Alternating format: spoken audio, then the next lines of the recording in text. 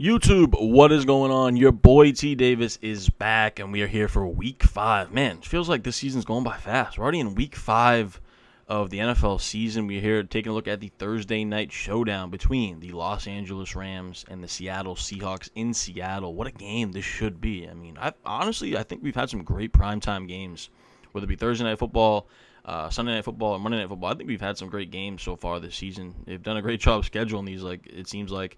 And this is a great matchup here. An NFC West showdown. This NFC West division absolutely juiced, as I like to say. I mean, the Rams and Seahawks both should be playoff teams.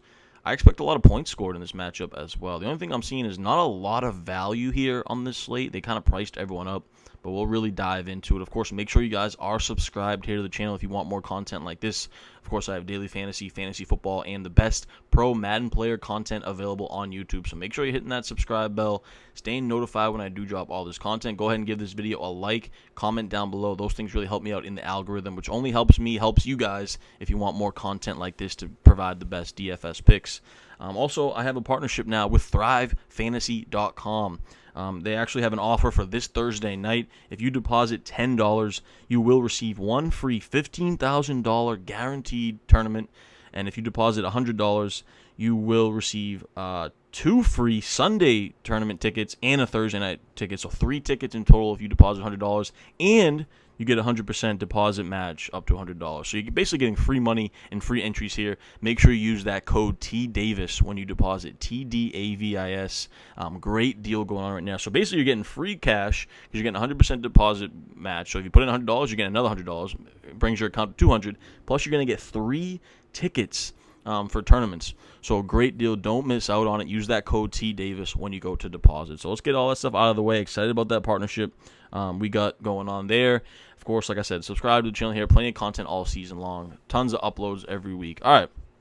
So let's get into it here. We'll start with the Rams side of the ball. And Rams came out looking fire this year. Had a struggle last week at home against Arizona. It just shows you how good this NFC West is. But you take a look at this Rams team, and the 3 studs, actually the 2 studs we'll talk about, is Kupp and Stafford. And we don't, on here on the channel, we don't talk about the studs too much because it's pretty obvious, guys. You play these 2, right?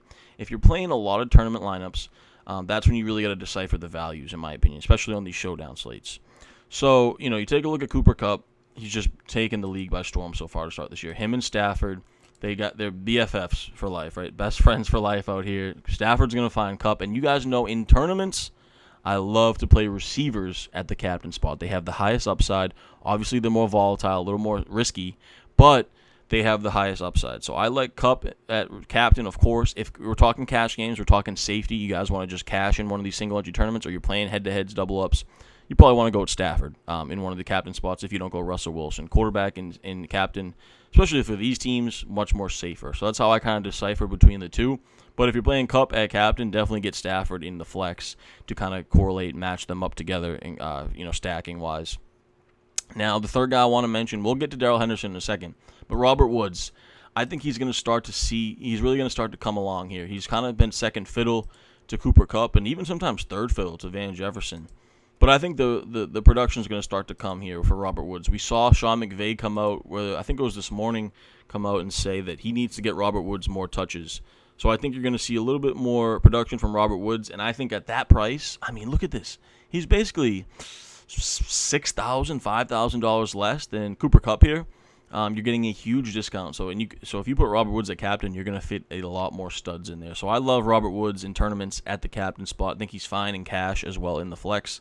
So I'll be looking there. Let's get into Daryl Henderson now. They're limiting him in practice this week. In Tuesday's walkthrough, he didn't really do much. But I think it's because they want to keep him as healthy as possible for game time. You saw he dominated the touches again in Week 4. He sat out Week 3, dominated the touches in Week 4, and I expect the same thing here. I think there is a little bit of risk because he is banged up, and he's a little bit more expensive than we'd like, but I think he's going to be the bell cow again as long as he stays healthy. So I think Daryl Henderson is fine to take some chances on.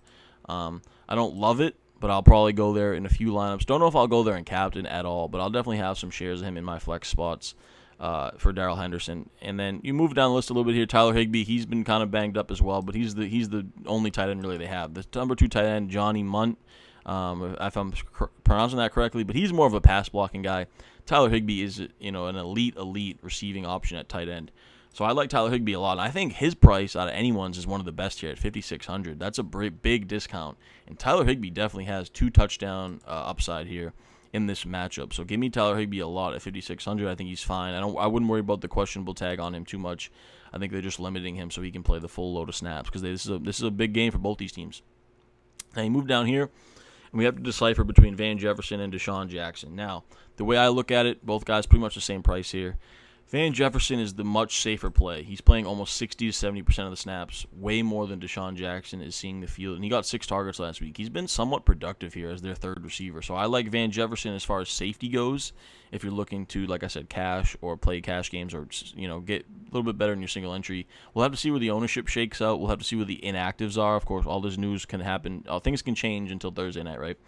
But if you're looking for upside, it's got to be Desean Jackson, right? All you need to do for Desean Jackson is put him on a streak route, throw him deep, a 9 route, a fly route, whatever you want to call it, deep down the field, throw it up to him. We saw it in week 3. He only had 3 catches, and he had 24 fantasy points. It just goes to show you the upside that Desean has. Now, he's super, super risky, very volatile, of course, which we don't love in cash games, so I won't be going there. But in tournaments, he's definitely worth a shot. And you can play him in a captain spot if you're playing large field, a lot of entries, because you can fit pretty much all the studs in there because he's so cheap. Seattle is a secondary that we can definitely attack here like we saw them do against Tampa with Desean Jackson. So I think he's in play. Don't love it. He's scary, but I'll definitely have shares of him because we know he has that upside. I think Matt Gay here definitely in play. A lot of points going to be scored. The kicker's not much to say. If the team scores a lot of points, you want to play the kickers. Or if it's a defensive struggle and have to kick field goals. So I think Matt Gay easily in play here. Hasn't gone below 9 fantasy points. Very safe value at 3,600. Not going to be playing the Rams defense. Sony Michel, I'm not going to go there. I don't think he has any upside. The only upside he has is maybe a rushing touchdown in the red zone when they sub out Henderson. But he doesn't have any receiving upside. He is cheap, though, at 1,800, so I guess you can take some chances on him. We'll see what they say about Daryl Henderson leading up. Maybe they'll say he's going to be a little limited. And then we can maybe take a chance on Sony Michel. But other than that, I don't see any values here on the Rams side. I think there's a little bit more on the Seahawks side that we're going to get into. I guess you can take a shot on the second tight end, Johnny, here in super large field, but I think he's more of a blocking tight end. I wouldn't go there at all. So let's move over to the Seahawks side. And we don't need to say much about the top 3 studs. Russ Wilson, the god, one of the best quarterbacks in the NFL, has rushing upside. Absolute stud. Cash games, he's a must. Tournaments, he can play him 100%. Get him in all your lineups. Easy. The only thing I will say is I think the Rams defense is a little bit better than the Seahawks. So you might lean Stafford over Russ, but I think with Russ's rushing upside, I think he's a little bit safer than Stafford. But both guys, obviously, the two safest, best overall plays on the slate. Metcalf and Lockett, I know Metcalf's been a little bit banged up, so we'll monitor that going into Thursday. You see they're limited participant. And foot injuries are tough, man. But, I mean, the targets have been there the last 3 weeks, 8, 9, and 11. You got to think a breakout game is coming at some point. The only thing I wonder is, who do they put Jalen Ramsey on here? I would assume they're going to put him on Metcalf, bigger guy here, absolute weapon. And then you maybe double-team Lockett over here. That's what makes the Rams defense so good, and they get good pressure. So I think, who do I lean between Metcalf and Lockett? I don't know, man. Lockett had a fire start to the season, but he usually kind of dies down as the season goes on. I'd probably lean Lockett, but I wouldn't say anything if you want to pick Metcalf. Both guys in play here at the captain spot. And I think they'll be lower owned a little bit more than the Rams guys just because of the matchup. So both guys in play here. Now, Chris Carson is a guy that I'm probably avoiding, to be honest here, at 6,600. He has rushing touchdown upside, which we like. Probably more of a Fanduel play if you guys are playing the single game slate on Fanduel. In my opinion, on Draftkings, he doesn't have the receiving upside that we really like here. He's really hurt. Like, he's real hurt here. Neck injury. He's been real banged up. He lost a lot of snaps last week to Alex Collins, who we'll talk about in a second. So I don't love it at 6,600. One of the highest priced guys on the slate. I think you can get the rushing touchdowns in the red zone, like I said. But even at that, I don't know if that pays off the price tag. With no catches, he's going to be probably playing 50 to 60% of the snaps. Not ideal. So I'm probably not going there. Freddie Swain would be an ideal value, but they really priced him up here at 4,600. I thought he would be, under 2K, even under 3K. It's a guy we can go to, but at 4,600, man, he's the third receiver. He's playing about 50% of the snaps.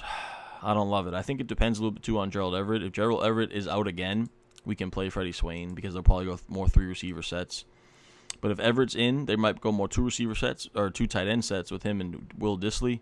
So I'd probably avoid Swain in that spot. But if Everett's out, play Swain more often than not. Now, the big news here is, of course, if Gerald Everett plays, he's pretty good price here at 4K. Real good price here, actually, at 4K if he does play. If he doesn't play, you can look at Will Dissly again, 3,800.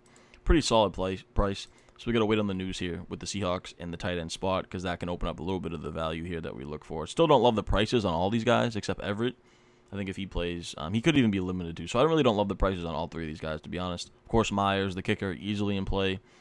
We love kickers in games that are going to score a lot of points. Alex Collins. And remember, I would never have kickers at captain in any of my lineups. Those are only flex spots. They're more of safer values. Alex Collins here, definitely can take some chances on him. He played a lot of snaps last week with Carson banged up. Actually had 2 targets as well, which is pretty cool to see. Had that rushing touchdown. So at 3,200, if Carson's banged up, maybe he's limited, Collins is a guy we can easily go to here at that cheap price tag. Keep moving. I'm avoiding the defenses for both these teams. I guess the Rams defense you can maybe try, but I'm probably avoiding both defenses. And then the only other values I see here, Travis Homer, he's kind of the third down back by default, but he really doesn't play a lot. It's just very thin. He's only 1,000, but it's very thin play here. And then the only other guy that I really even think we have a chance on is actually down here at Colby Parkinson. And this is only if Gerald Everett is out. You do not play him at all if Everett plays, and it's really thin. I mean, he's a blocking tight end. He's young. I think he's a rookie, second-year player maybe. He didn't get any targets last week, but he played about he played actually 68% of the snaps, as you see there. So he is somewhat in play here if Everett is out, because he's the bare minimum. I don't think you're going to get a lot out of him, but at $200, he allows you to fit a lot of things. I guess you can take a chance on Penny Hart as well. He's the 4th receiver. It's really thin again as well. I wouldn't go there. I would only go there again if Everett is out. So I think this whole slate for the Seahawks revolves around if Gerald Everett is out again, because then it opens up some of the values here for these Seahawks players at the receiver and tight end spots. So that's pretty much how this slate is shaken out. Hope you guys enjoyed this video. If you guys do think I missed anyone, let me know in the comments down below, of course. Appreciate all the support, man. Make sure you go ahead and give this video a like. Subscribe to the channel. Of course, I will have my Sunday main slate DFS picks out for Draftkings and Fanduel. So until then, I will see you guys soon. Peace.